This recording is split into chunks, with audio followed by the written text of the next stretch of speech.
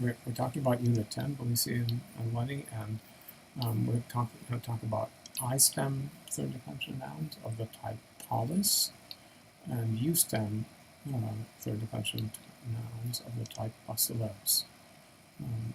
These are also, all of them, huge classes of nouns.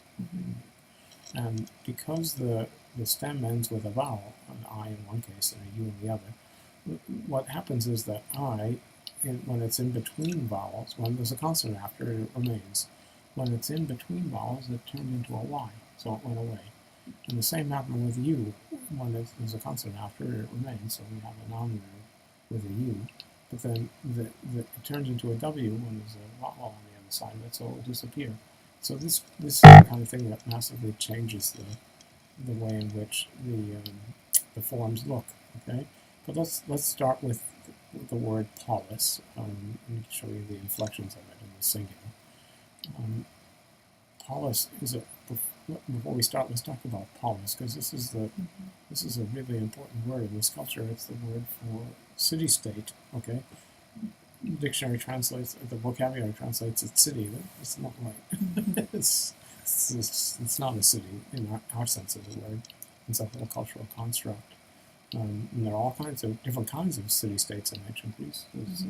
There are people in Denmark who've been studying Greek city-states for 9 to 50 years and published tons of volumes about them all. But in any case, it's a complex construct, but it's not a city in the form that we know it. So it's a city with land around it. There can be a central area. There can be a whole bunch of. There are Greek city-states from which you don't even have a central city. It's just a bunch of communities and stuff like that. So there are various types, but this is the word for them.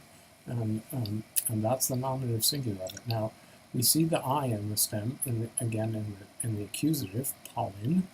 Okay, notice that's one of the third declension endings that we learned. Remember, we learned that when we were reviewing a moment ago the endings of the third declension. We talked about the accusative being an alpha, but that's just a thing that happens when in most of the cases when the stem ends with a consonant. When the stem ends with a vowel, you can see the N that originally was the alpha is what the N turns into when it can't remain there.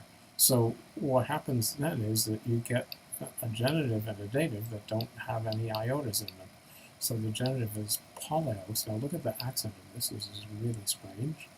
You've got an acute accent on the first syllable. In other words, it's consistent, but it looks like you've got, and then the dative is pole with an acute accent again on the first syllable where you would want it to be. But it looks like you've got an accent on the third to last syllable of a noun in which the last syllable is long. It breaks the rules, okay? Probably the pronunciation was polios, okay? Something in between a diphthong and having two separate sounds, so that mitigated this, but it's a result of a sound change. There's a separate vocative for these S stems, and that's just poly without the S, okay? Remember, we've said that the S is the nominative ending. You can see it pretty clearly there. The vocative is just the plain stem of the I stem without any ending at all. So, and in the plural, other things have happened. Okay, so let's look at that.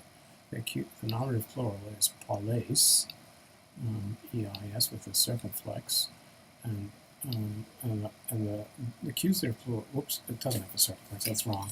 It has an acute. Sorry, the acute is persistent all the way through the pronoun, and so is the accusative plural, polis. Okay, this is a feature that's actually is dialectal in Greek. Some Greek dialects do have the as accusative plural ending for nouns like this, but most of them don't.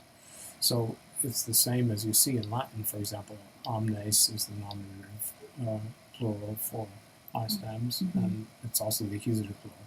So the accusative plural is polis as well. Okay, it's a very old thing that these nominative and accusatives are the same. And then again, the dative and the accusative are going to be palaon with an acute accent on the first syllable consistently, and then polese for the dative plural. The I is going away because what's happened is it's disappeared, turned into a Y and disappeared. So again, you can have a new one there. Right? So again, we face a problem here. How much do these things look like the standard third declension nouns? Like much. Pretty much, Yeah. okay. The basic thing is there. We're aiming at recognition. I think, you know, what you want to be sure of is that you can tell what these are. I don't think, you know, if you're into memorizing, it's good to memorize polis, polyos, polypollen. How long does it take? And then keep on, you know, making sure you know what's going on there. Okay, but let's leave the judgment call on these up to you. But I at least still recommend that you memorize it. Okay, see Me if you too. can. Yeah. This word is everywhere, so it's Yeah, worth recognizing. there are a bazillion of these. The most common nouns in IS are actually cis nouns. For example, the nouns of the type pausis. You have the verb pauo, and you have the noun pausis, pauseos, like polis, poleos. Okay, Yes. which means this verb, you may remember, means stop. The word pausis gives us the English word pause. Okay, so it means the process of stopping. So we can take any Greek verb and stick cis on the end of it, and it means the process of doing it. So there are a gazillion million of them, okay, for example. And therefore, you can't get away from it, and you'll get really familiar with this type. The second type that's like this is the U stems, and the standard example noun is the noun basileus, the word for king, okay?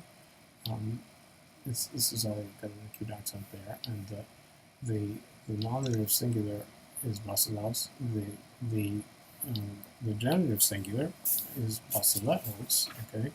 But again, we're going through these situations where you have changes, and like with polyos, there the ending of the stem is in a U, okay, but the U that was there turns into a W and disappeared, so that's why you got no U there, and basile is the dative, okay, and then the accusative is basilea, all right.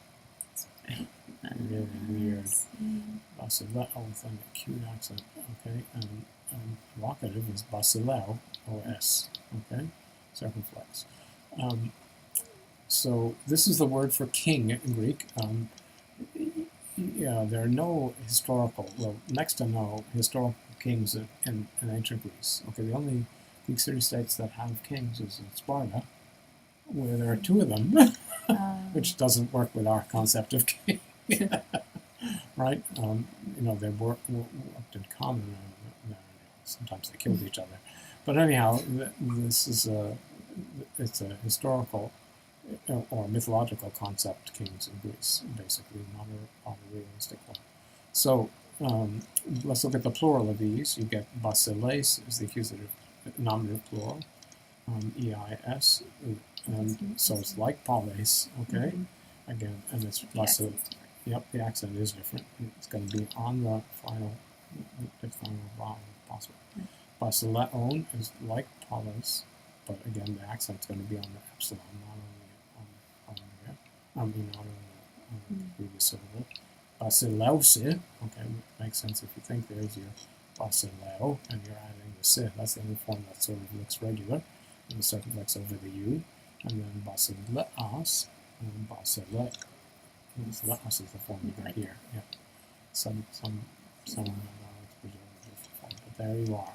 So this is the last of the types of third declension nouns in this lesson. So we got kinship terms, I stems, S stems, and U stems. Okay, and again, the S stems, the U stems, and the I stems represent huge classes. So we recommend memorizing them.